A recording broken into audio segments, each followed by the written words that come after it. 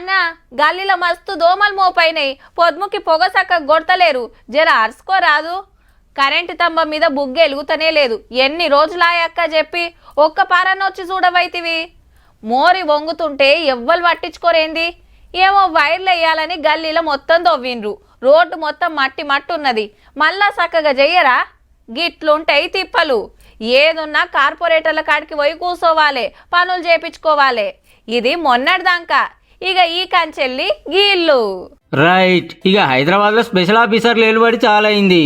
నిన్నటితోటి mayor కార్పొరేటర్ల పదవి కాలం వచ్చింది కాబట్టి ఆఫీసర్ ల్యాండ్ వర్లోనే పనులు నడుస్తాయి. ఇక మునుపు 150 డివిజన్లు ఉంటే సిటీని ఔటర్ రింగ్ రోడ్ దాకా పట్టుకపోవడంతో 300కు పెరిగినాయి.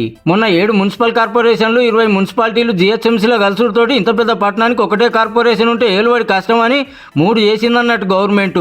ఇప్పుడున్న జిహెచ్ఎంసీ అట్లనే ఉంటది, దానికి కమిషనర్ కర్ణన్ సారే. కొత్తగా 76 డివిజన్లతో పుట్టిన సైబరాబాద్ కార్పొరేషన్ కు శ్రీజన మేడం, 74 డివిజన్లతో వచ్చిన మల్కాజ్గిరి కార్పొరేషన్ కు వినయ్ కృష్ణారెడ్డి సార్ కమిషనరు. ఈ మూడింటికి స్పెషల్ ఆఫీసర్ గా జయేష్ రంజన్ సార్ ఉంటాడు. 1,40,00,000 మంది ఉంటే సిటీకి కొత్త కార్పొరేటర్లు మేయర్ వచ్చేదాక రోడ్లు, నీళ్లు, పర్మిషన్లు, పనులు ప్రతొక్కటి సగబెట్టే జిమ్మెదారి ఇల్లదేయిగా. షానొద్దులు పెండింగ్ ఉండి ఇయాలనే తెలంగాణ అంతటా 7 మున్సిపల్ కార్పొరేషన్లకు 116 మున్సిపాలిటీలకు ఓట్లు పడ్డాయి. ఇప్పుడు హైదరాబాద్ గిన కాలైంది కాబట్టి ఈడెన్నెల ఎలక్షన్లు వస్తాయో, పదవులకు లీడర్లు ఎన్నడూ వస్తారో గానీ అప్పటిదాకా పబ్లిక్ తిప్పల మీద జర గట్టిగా నజరేయురు సార్లు.